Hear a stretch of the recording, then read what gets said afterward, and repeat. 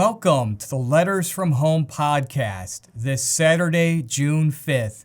My name is Ken Baldwin, Executive Director of the St. Paul Center, and I am so pleased to be with you this morning. This is also our producer, Joseph Palmer's birthday on this feast of St. Boniface, Bishop and Martyr.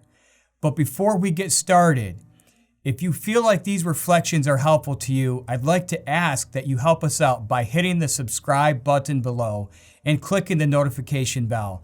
That way, you'll be notified every time we upload new content. Now, on to the video. What an incredible gospel today from St. Mark.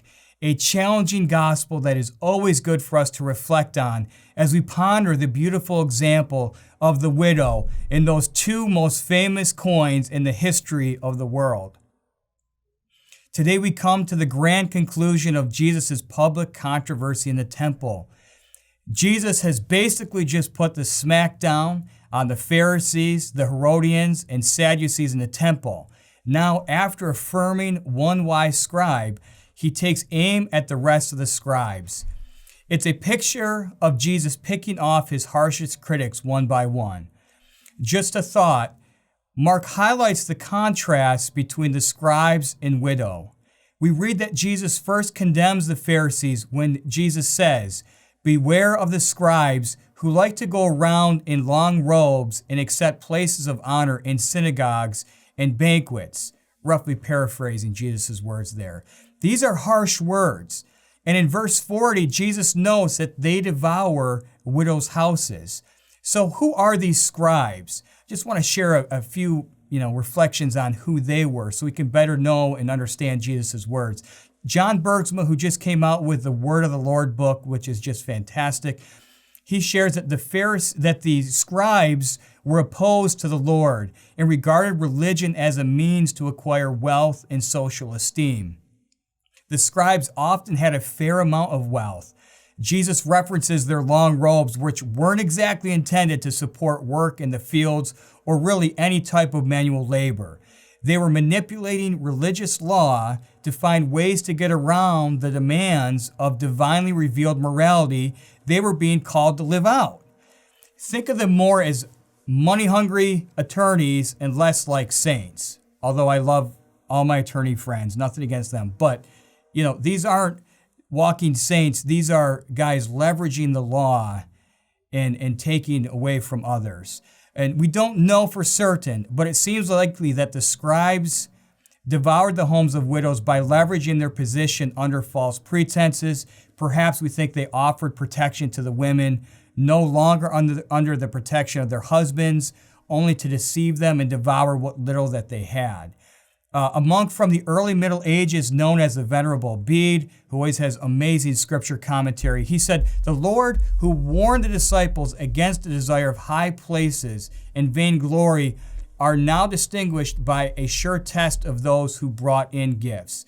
So if we reflect on the gospel, after Jesus, speaks about the warning of the scribes, we see and imagine Jesus and the disciples observing people at the temple treasury, and they're bringing in donations, and Jesus praises a poor widow who, by giving all that she has, is truly exalted by the Lord. In verse 41, we read, Jesus sat down opposite the treasury and watched the multitude putting money into the treasury. Rich people put in large sums, and a poor widow came and put in 2 copper coins, which make a penny. He called his disciples to him and said, "Truly, I say to you, this poor widow has put in more than all of those contributing to the treasury." Copper coins, for some reference, were the smallest unit of currency in circulation. So this poor widow can be seen as a type of the church. She is the widow whose husband, Jesus Christ, has died, and now she casts away the spirit of pride and desires of worldly things. As Dr. Leroy Huizenga writes in his great book on Mark, Loose and the Lion, this widow is the model of the disciple, which in Mark's gospel means surrendering everything. She is, in a sense, giving her whole life to the Lord. It reminds me of so many conversations I have with people about Franciscan University. I'm a proud alum, and it seems like a lot of our alums go out and become leaders in the church and do such great things. And the question that always comes up is, why are so many of these Franciscan University alums making such a big impact on the world? And I can speak for myself that when I was a senior in high school and decided to come to Franciscan University, this was truly a decision on my part. Lord, I'm just going to give you my life. I have no idea what you're going to do with this. I don't know what's going to happen, but I just want to give you my whole life. And that's just such a powerful decision when you make that, and you usually don't know people here at the university when you come as a new student, and so it just goes to stand that when you give the Lord your whole life, great things come from that. So reflecting on the gospel, it's easy to dismiss the scribes, but how often do you and I struggle to give the Lord our 10% tithe?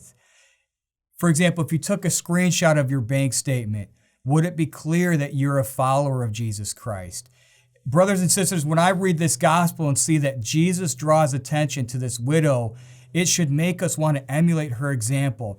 I mean, how amazing would it be to have been acknowledged by Jesus as someone to emulate, as someone's example to uphold?